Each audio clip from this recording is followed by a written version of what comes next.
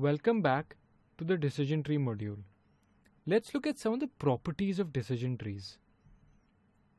This was the data of the students that we've been working with in this module, and our task has been to predict which students will and will not play cricket. We saw that we can split the population into subnodes based on the available features. Let's say for now that this is the first split on feature number 1.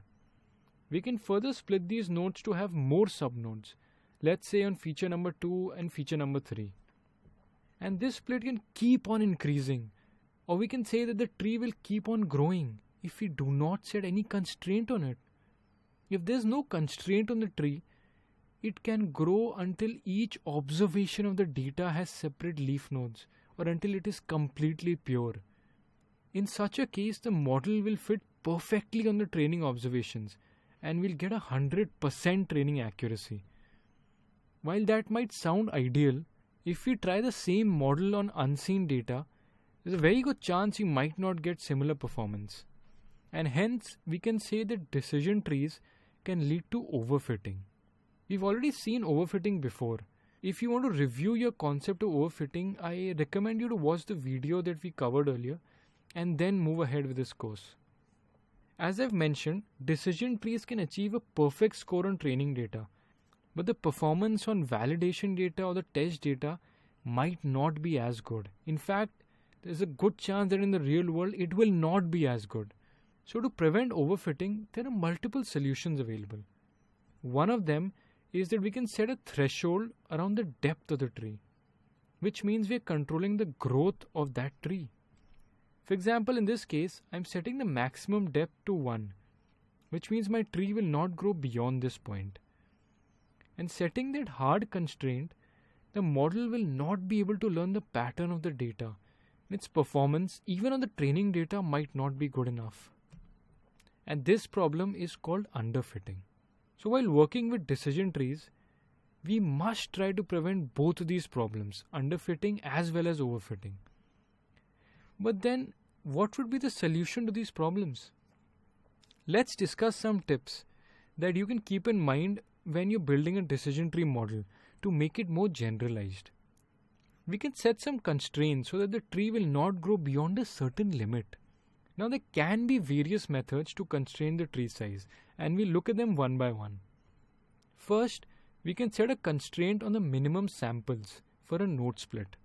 Here we set a constraint that a node will only split into subnodes if it has a certain number of samples.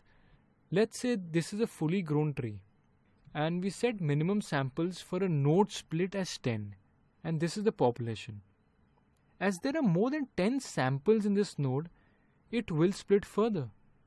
Now both of these subnodes do have 10 samples, so the splitting will continue. In this case, none of the nodes have 10 samples. That's why there will be no further split and the tree will not grow any further. This is how setting the minimum samples for a node split works. Setting a higher value of minimum samples for split helps to control overfitting. But keep in mind that if you set this value too high, it can conversely lead to underfitting and the model will not learn anything at all. So you can try with different values and then pick the value which gives you the best result. The second way is to set the minimum samples for a terminal node. A node will be considered as a terminal node if it has specified minimum number of samples. Let me explain this using an example. Let's say we have set the minimum samples for a terminal node as 5, as you can see in this case. And this is how the tree looks like after splits. Now here the nodes marked with green color satisfy the condition as they have a minimum of 5 samples, and hence they will be treated as leaf or terminal nodes. But the red node that you can see here, it only has 3 samples. It cannot be considered as a leaf node. So its parent node will become the leaf node. And hence this will be the final tree after setting the minimum samples for terminal nodes as 5. We've seen that we have controlled the growth of the tree by setting a minimum sample criterion for terminal nodes. If we set a high value for this, it will definitely help to control overfitting.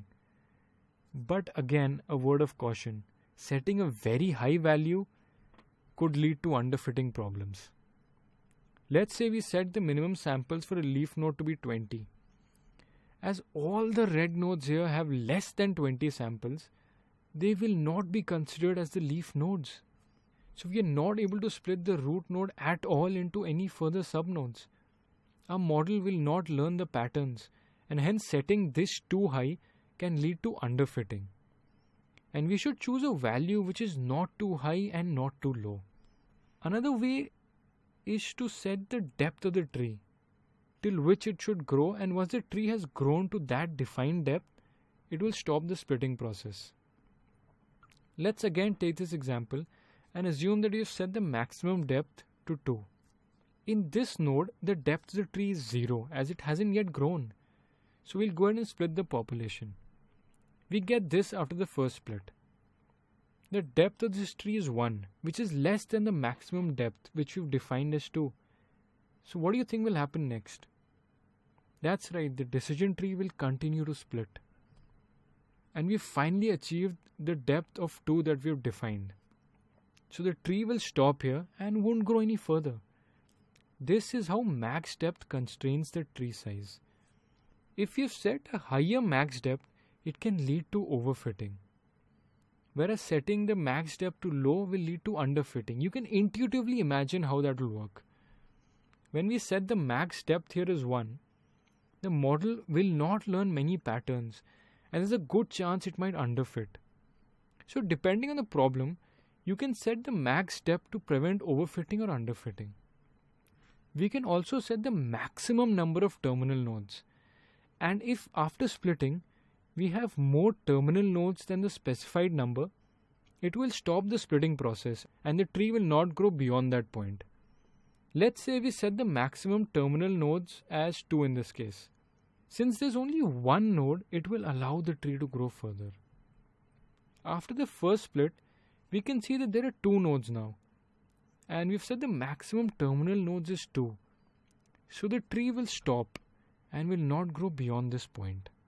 This is how setting the maximum terminal nodes work, and it can help us to prevent overfitting. So I can say that by setting these parameters, we have a trade-off between overfitting and underfitting, exactly what we want to achieve as data scientists.